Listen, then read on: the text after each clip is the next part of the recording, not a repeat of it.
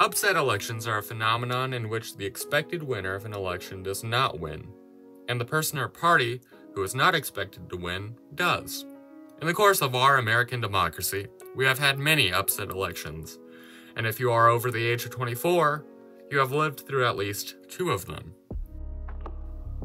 In 1800, we had only had 3 previous elections, and we had already managed our first upset, with the election of 1800. Incumbent Vice President Thomas Jefferson and Senator Aaron Burr fought in the Electoral College, pulling off a perfect 73-73 tie in the Electoral College, with President John Adams trailing with 65 Electoral College votes.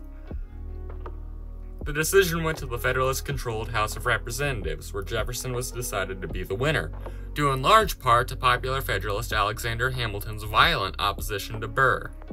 Burr would serve as vice president under Jefferson even after he killed Hamilton in the infamous 1904 duel. In the election of 1824, where Andrew Jackson, John Quincy Adams, Henry Clay, and William Crawford fought for the presidency.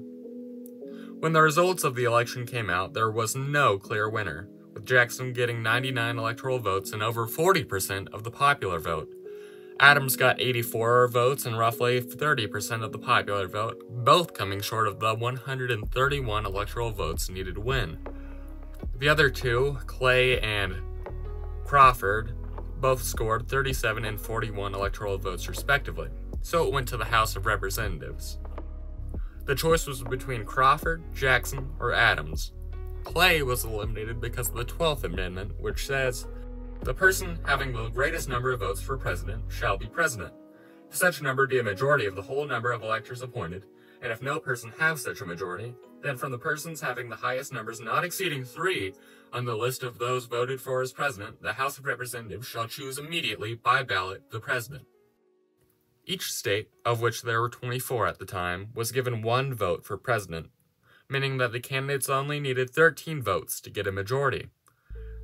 Henry Clay was the Speaker of the House at the time, and as such, he had great influence over his fellow representatives. Clay also didn't particularly like Andrew Jackson, and so he used his influence over the House, and John Quincy Adams became the winner with just 13 votes, the bare minimum.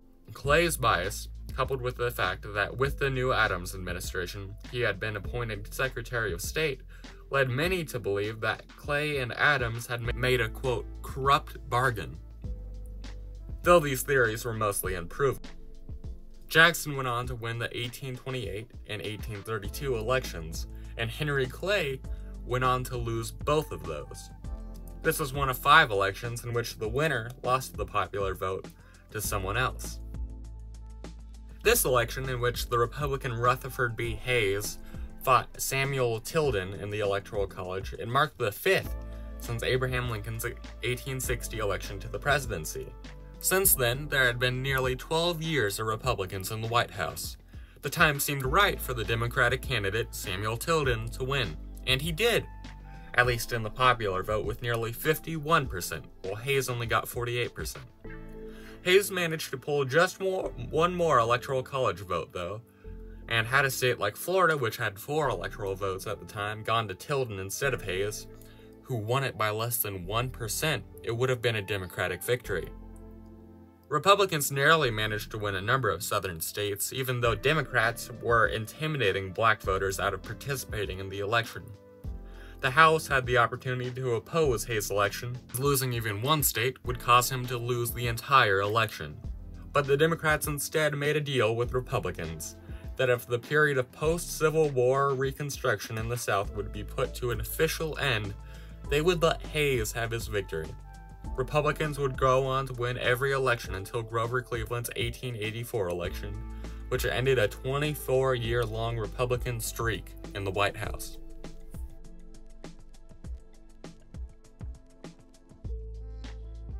In 1888, incumbent President Grover Cleveland faced off against Benjamin Harrison, the grandson of one-month President William Henry Harrison.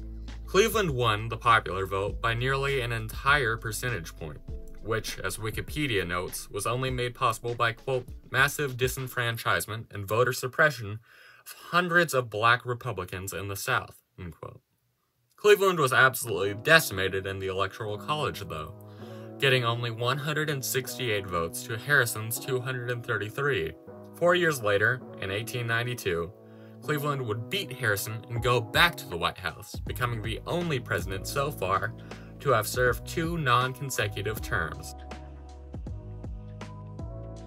In 1912, former President Teddy Roosevelt split the Republican ticket after losing the primary to William Taft, the man he had supported for the presidency in 1908 and a personal friend. In doing this, Teddy makes Taft cry, which was pretty sad and a betrayal of trust so that he, Teddy, could further satisfy his own ambitions and vanity. This Republican rift destroys what might have been a pretty solid Republican ticket and results in the election of one of the most hated presidents, Woodrow Wilson. In 1948, my personal favorite president, Harry Truman's chances of being elected to the presidency are slim. He had never actually won the office before, instead elected as FDR's vice president and ascending to the presidency after Roosevelt's death. After Truman supported a civil rights plank and wrote an executive order which desegregated the United States military, a number of southern states, led by former Democrat Strom Thurmond, left the party to run as Dixiecrats. Henry Wallace, who was FDR's vice president before Truman, also left the Democratic Party to run with the Progressive Party. Basically, the Democratic Party was now split into 3 different factions in 1948, an election year which already seemed to favor the Republicans. As a matter of fact, one Republican slogan was simply, quote, "had enough?" a reference to the fact that the Republican Party hadn't controlled the White House since Herbert Hoover in 1933, nearly 15 years earlier. The Republican Party was running Thomas Dewey for the second time. He was the governor of the huge swing state which was New York, a state which was decided by less than 1 single percentage point. Of course, having the governor of the state run would give some security to the Republican Party in the state. But even with this huge advantage, the National Republican Party grew worried over the political genius of Harry Truman. Truman, who called the Do-Nothing Republican Congresses bluff over their promises for great action, called the House to a special session. Unsurprisingly, the Do-Nothing Congress did nothing, which he used as a tool to show the people that even if elected, the Republicans would continue to do nothing. Harry also gave federal recognition to Israel, which gave him a big advantage with the Jewish population, and began to threaten the Republican hold on New York. Harry also went on a whistle-stop tour of many western and midwestern states, where his campaign team estimated that he could give speeches to roughly 1/3 of the entire population of the region. Even with this, though, the media doubted Truman's ability to win the election. Everyone seemed to be against him. Everyone, the results would show, but the American people. Harry Truman won 303 electoral votes, 33 more than what was required. Dewey and the Republicans won 189 votes, and the Dixiecrats carried 4 states, totaling 39 electoral votes. Harry Truman awoke on the morning after Election Day, and was himself surprised that he had won. He was handed a newspaper from the Chicago Tribune, falsely reporting that Dewey defeats Truman. Many already thought the election was a foregone conclusion, so the papers just printed what they had been anticipating even before the results had come in. Harry held up the paper, looking happy as can be, producing one of the most classic images to ever have been taken in election history. In the election of 2000, inventor of the internet and Vice President Al Gore went off against George W. Bush. Most everyone knew the election would be close, but predictions seemed to favor Gore. On election night, everything was going as expected, leaving Bush with 246 votes and Gore with 250, both short of the 270 electoral votes needed to win. There were just 3 states yet to be called: Wisconsin, Oregon, and Florida. But only Florida and its 25 electoral votes really mattered. Wisconsin and Oregon both went to Gore, leaving him with 266 votes. Florida remained a mystery for another month, pending the complete recount of her votes. When the results did come in, Bush had won the states by just 537 votes. Bush had 271 electoral votes, just one over the bare minimum to win. However, many sources say that Gore actually won Florida, and that Bush's brother and governor of Florida rigged the election against Gore. Gore did, however, win the general popular vote by 543,895 votes over Bush. In 2016, Secretary of State and former First Lady Hillary Clinton went against political outsider Donald Trump. Given this election's recent and controversial nature, I don't want to go too far in depth, but I'll give you the final results anyhow. Hillary won about 48% of the popular vote to Trump's 46%, a margin of nearly 2.9 million voters over Trump.